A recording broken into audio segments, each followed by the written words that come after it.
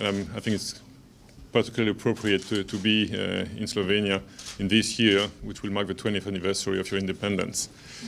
For me, it's the second time here. I was here in 2009 already in the framework of the seminar leading to the preparation of a strategic concept, and it's a pleasure to be back. In this seminar, your Minister of Foreign Affairs has stated that the new strategic concept that will provide a clear vision about NATO's future strategic direction was in preparation. And I think this has been achieved.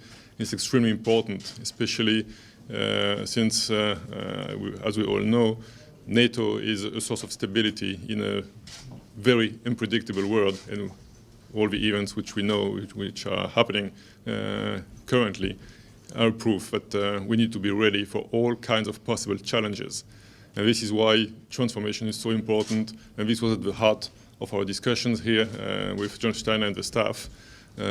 Transformation is of paramount importance for all our nations, especially in a time of financial crisis. We are continuing a very fruitful visit this afternoon. I will visit the Center for Mountain Warfare Training, which we are envisaging to become a NATO Center of Excellence in a few years from now. It will be part of our discussions, and I'm very much looking forward also to have very interesting and fruitful talks with the Minister of Defense and the President this afternoon.